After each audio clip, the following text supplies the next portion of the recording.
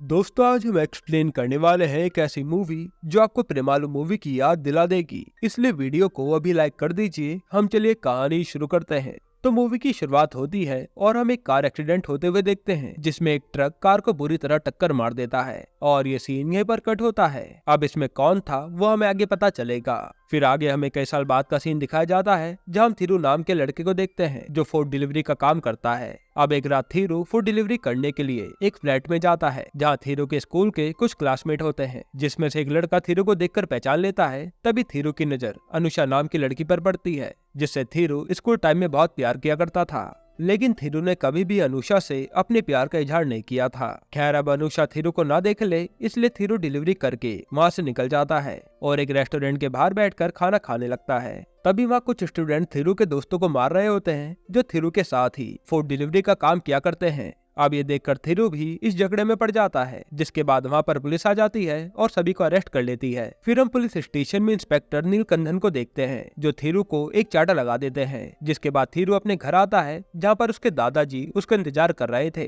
अब थीरू के साथ आज जो कुछ भी हुआ था वो अपने दादाजी को बताने लगता है। दरअसल थीरू और उसके दादाजी की काफी अंडरस्टैंडिंग है और वो एक दूसरे को काफी अच्छे से समझते हैं। अब इसी बीच वहाँ पर इंस्पेक्टर नीलकंठन आते हैं और यहाँ हमें पता चलता है कि इंस्पेक्टर नीलकंठन थीरू के पिता है और साथ ही हम ये भी जान पाते हैं कि थीरू अपने पिता से काफी नफरत करता है और इन दोनों ने पिछले 10 साल से एक दूसरे से बात तक नहीं की है। अब थीरू अपने दादाजी से कहता है कि अगर तुम नहीं होते तो मैं इस घर को कब का छोड़ के चला गया होता, और वो अपने पिता के बारे में काफी भला बुरा कहता है और ये सब उसके पिता सुन रहे होते हैं। खैर, दूसरे सीन में हमें शोभना नाम की लड़की को दिखाया जाता है जिसकी सुबह 11 बजे आंख खुलती है। थीरू और शोभना एक मोहल्ले में रहते हैं और ये दोनों बचपन से ही काफी अच्छे दोस्त हैं, इसलिए दोनों एक दूसरे से हर बात शेयर किया करते थे। अब शोभना थीरू को बताती है कि उसे उसकी कंपनी से कनाडा जाने के लिए अपॉर्चुनिटी मिली है, लेकिन उसे समझ नहीं आ रहा कि उसे कनाडा जाना चाहिए या नहीं, जिस पर थीरू से कहता है कि उसका जो दिल करे उसे वही करना चाहिए। फिर सीन शिफ्ट होता है और हम अनुषा को देखते हैं जो पेट्रोल पंप पर खड़ी हुई थी। तभी उसकी नजर थीरू पर पड़ती है जो अपनी स्कूटी में पेट्रोल भरा रहा होता है। तब अनुषा उसे पहचान लेती है और उसे अपने पास बुलाकर कहती है कि तुम तो पढ़ाई में काफी अच्छे थे, फिर भी ये काम कर रहे हो। जिस पर थीरू से कहता है कि कुछ प्रॉब्लम्स है जिसकी वजह से मुझे ये काम करना पड़ रहा है। तब अनुषा थीरू से उसका फोन नंबर लेती है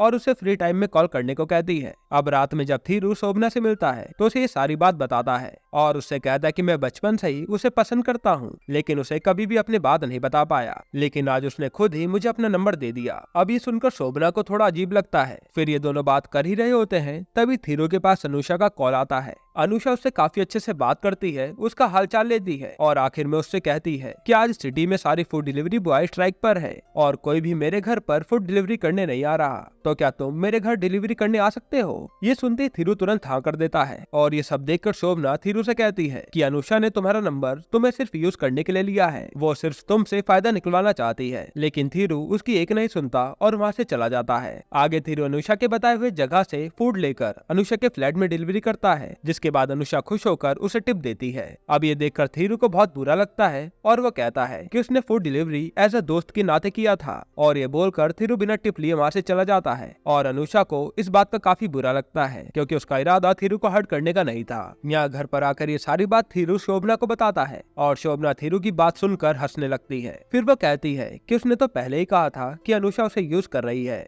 खैर, अब अगले दिन रोज की तरह थीरू फूड डिलीवरी करने के लिए निकलता है, जहां वो एक गलत फ्लैट में पहुंच जाता है और देखता है कि कुछ लोगों ने एक बच्ची को किडनैप करके रखा हुआ है। ये देखकर थीरू कुछ रिएक्ट तो नहीं करता और चुपचाप वहां से निकल आता है। फिर वो सीधा पुलिस स्टेशन पहुंचकर एक इंस्पेक्टर को सारी बात बताता है और थीरू के पिता भी वहाँ मौजूद होते हैं जो ये सारी बात सुन रहे थे। इसके बाद थीरू के पिता अपनी टीम को लेकर थीरू के बताए हुए एड्रेस पर पहुँचते हैं और उन गुंडों से बच्ची को बचाकर उन गुंडों को अरेस्ट कर लेते हैं, जहाँ पर उस बच्ची को बचाने और गुंडों को पकड़ने का सारा क्रेडिट थीरू के पिता को मिलता है। ये देखकर थीरू अपने दादाजी से कहता है कि ये सब कुछ मेरी वजह से हुआ है और सारा क्रेडिट इन्होंने खा लिया। अब ये सुनकर थीरू के पिता उसे एक चाटा मार देते हैं और उसे गुस्से में काफी भला बुरा कहते हैं। साथ ही वो उससे कहते हैं कि अगर वो इतना ही बहादुर होता तो उसे उन गुंडों से लड़ना चाहिए था, ना कि कायरो की तरह पुलिस स्टेशन आना चाहिए था। अगर इसी बीच उस बच्ची को कुछ हो जाता तो क्या होता, ये बोलकर थीरू के पिता वहाँ से चले जाते हैं। फिर जब ये बात शोभना को पता चलती है तो वो थीरू के पिता के पास आती है और उन्हें समझाती है कि उन्हें थीरू पर इतना गुस्सा नहीं करना चाहिए, जिस पर थीरू के पिता उससे कुछ भी नहीं कहते। अब आगे हम देखते हैं कि अनुषा थीरू को मैसेज करती है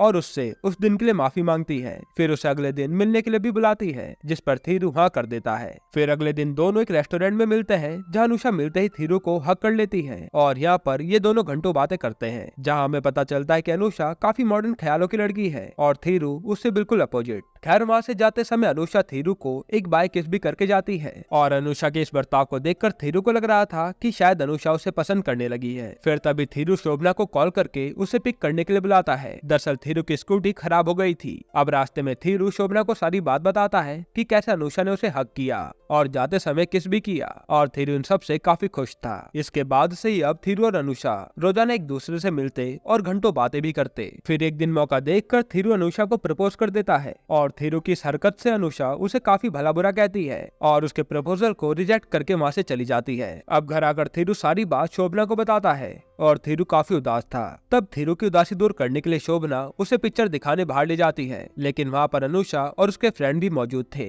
जो थीरू का ही मजाक उड़ाने लगते हैं। ये देखकर शोभना उन लड़कों से ही भिड़ जाती है, पर वो लड़के तो शोभना के बारे में भी गलत बातें कहने लगते हैं। हालांकि ये सब सुनने के बाद भी थीरू बिना कुछ कहे शोभना को लेकर वहाँ से चले जाता है, क्योंकि उसे फाइट से बहुत डर लगता था। और ये देखकर शोभना थीरू से गुस्सा हो जाती है, क्योंकि उसने शोभना के इंसल्ट पर उन लड़कों को कुछ भी नहीं कहा था। और इसी टेंशन में इस्त्री करते समय थीरू अपने पिता की यूनिफॉर्म जला देता है। फिर अब रात को जब थीरू के पिता घर आते हैं तो अपनी यूनिफॉर्म को जला देखकर थीरू पर बहुत चिल्लाते हैं, लेकिन थीरू का दिल टूटने की वजह से वो पहले से ही हर्ट होता है, जिस वजह से थीरू भी अपने पिता पर चिल्लाता है और उन्हें उल्टा सीधा बोल देता है। अब इसी झगड़े के बीच हमें पता चलता है कि थीरू और उसके पिता एक दूसरे से बात क्यों नहीं करते। दरअसल सालों पहले थीरू और उसकी फैमिली कार से कहीं जा रहे थे। इसी बीच ड्राइव करते समय थीरू के पिता फोन से बात करने लगते हैं और थीरू उनसे सेफली गाड़ी चलाने के लिए कह रहा था, लेकिन तभी अचानक सामने से एक ट्रक आ जाता है और उनकी गाड़ी का एक्सीडेंट हो जाता है और उसी एक्सीडेंट में थीरू की माँ और उसकी बहन की मौत हो जाती है। तभी से थीरू अपने पिता से बात नहीं करता, क्योंकि उसको लगता था कि उनकी मौत का कारण उसके पिता ही है। अब अगले दिन थीरू अपने काम के लिए निकलता है तो रास्ते में से शोभना का कॉल आता है और वो उसे तुरंत हॉस्पिटल आने के लिए कहती है, जिसके बाद थीरू तुरंत हॉस्पिटल पहुंचता है। वहाँ उसे पता चलता है कि उसके पिता की हाफ बॉडी पैरालाइज हो चुकी है। ये जानकर थीरू को अपने पिता के लिए काफी बुरा लगता है। खैर अब कुछ दिन बाद थीरू के पिता को हॉस्पिटल से डिस्चार्ज कर दिया जाता है, लेकिन घर आने के बाद भी थीरू के दादाजी ही अपने बेटे का ध्यान रखते हैं और थीरू तो उनसे दूर ही रहता है। पर थीरू को एहसास होता है कि शायद उसकी वजह से ही उसके पिता की हालत हुई है, क्योंकि उसने उस रात कुछ ज्यादा ही बोल दिया था। फिर अगले दिन थीरू के पिता बेड से गिर जाते हैं और थीरू वहीं पर खड़ा हुआ देख रहा था। तब थीरू को ये देखकर बिल्कुल भी अच्छा नहीं लगता, इसलिए वो तुरंत उनके पास जाता है उनकी मदद करने। अब यहाँ पर थीरू के पिता उससे माफी मांगते हुए कहते हैं कि उस कार एक्सीडेंट में मुझे भी मर जाना चाहिए था। मैं आज भी मरना चाहता हूँ, क्योंकि मैं तुझसे नजरें नहीं मिला पा रहा। अब ये सुनने के बाद थीरू की आंखों में आंसू आ जाते हैं, क्योंकि इन 10 सालों में पहली बार उसके पिता ने उससे ठीक से बात की थी और थीरू भी इमोशनल होकर अपने पिता को माफ कर देता है। इसी के बाद से दोनों खुशी खुशी एक दूसरे के साथ रहने लगते हैं। खैर अब थीरू के दादाजी भी अपने बेटे के पास शादी का कार्ड लेकर आते हैं और कहते हैं कि थीरू के नाना जी के घर शादी है। दरअसल जब से थीरू की माँ और उसकी बहन की डेथ हुई थी, तब से थीरू के पिता एक बार भी थीरू के नाना के घर नहीं गए थे, क्योंकि उन्हें लगता था कि थीरू की तरह ही उसके ससुराल वाले भी उसकी वाइफ और उसकी बेटी की मौत का जिम्मेदार उसे ही समझेंगे। लेकिन अब वो हिम्मत करते हैं और अपनी पूरी फैमिली को लेकर थीरू के नाना के यहाँ जाने के लिए निकल जाते हैं। फिर जब वो वहाँ पहुँचते हैं तो थीरू के नाना नानी उनका बहुत ही अच्छे से स्वागत करते हैं। ये देखकर थीरू के पिता को बहुत अच्छा लगता है और उनकी आंखों में आंसू आ जाते हैं कि आज भी ये लोग मुझसे नफरत नहीं करते। फिर अब शादी का प्रोग्राम शुरू हो जाता है और यहाँ पर थीरू की नजर रंजनी नाम की लड़की पर पड़ती है, जो उसे पहली नजर में पसंद आ जाती है। जिसके बाद थीरू उस लड़की से बात करने चला जाता है, लेकिन थीरू की बातें उस लड़की को पसंद नहीं आती, जिस वजह से वो गुस्सा होकर चली जाती है। अब थीरू ये सारी बात शोभना को बताता है और शोभना उससे कहती है कि तुम्हें डायरेक्ट उससे प्यार का इजहार नहीं करना चाहिए था, बल्कि उससे पहले दोस्ती बनानी चाहिए। इसलिए थीरू रात को रंजनी के पास जाता है और उससे माफी मांगते हुए कहता है कि मेरा ऐसा कोई इरादा नहीं था, मैं तो बस तुमसे दोस्ती करना चाहता था। जिसके बाद रंजनी उसे माफ कर देती है और उसकी दोस्त बन जाती है। अब देखते देखते 7 दिन बीत जाते हैं, जिसके अगले दिन थीरू शहर जाने वाला था। इसलिए थीरू काफी उदास था, क्योंकि थीरू रंजना से प्यार करने लगा था, पर अभी तक उसने रंजना से अपने प्यार का इजहार नहीं किया था। तभी वहाँ पर शोभना रंजनी को साथ लेकर आती है और उन दोनों को अकेला छोड़कर चली जाती है। अब यह थीरू रंजनी से उसका नंबर मांगता है, जिस पर रंजनी उससे पूछती है कि आपको मेरा नंबर क्यों चाहिए, और इस बात से थीरू समझ जाता है कि ये तो मुझ में इंटरेस्टेड ही नहीं है। यानी इस बार भी थीरू का पोपट हो गया। खैर अब घर वापसी में थीरू और उसके दादाजी ड्रिंक करने लगते हैं, जहाँ पर थीरू अपने दादाजी से वही बात शेयर करता है कि रंजनी ने उसे रिजेक्ट कर दिया। इस पर थीरू के दादा थीरू से कहते हैं कि तुम्हारा प्यार तो तुम्हारे पास में ही है और तुम्हें पता भी नहीं। और थीरू पूछता है कि वो कौन है, जिस पर थीरू के दादाजी शोभना का नाम लेते हैं। तो ये सुनकर थीरू अपने दादाजी पर गुस्सा करता है और कहता है कि वो तो मेरी बस एक अच्छी दोस्त है। तब थीरू के दादाजी उसे समझाते हैं कि शोभना ने उसे हमेशा सपोर्ट किया है और उसका हर सुख दुख में साथ भी दिया है, यही सच्चा प्यार होता है। लेकिन उस वक्त थीरू अपने दादाजी की बात पर ध्यान नहीं देता। हालांकि जब थीरू शोभना के साथ बिताया हुआ हर पल याद करता है, तब उसे याद आता है कि हाँ, शोभना ही उसका सच्चा प्यार है। जिसके बाद एक दिन थीरू शोभना को प्रपोज कर देता है और उससे शादी करने के लिए भी कहता है। अब ये सुनकर शोभना शॉक्ड हो जाती है और उससे कहती है कि हम तो दोस्त बने रहे वही अच्छा है, और साथ ही वो उसे ये भी कहती है कि ये बातें हमारे बीच ही रहनी चाहिए,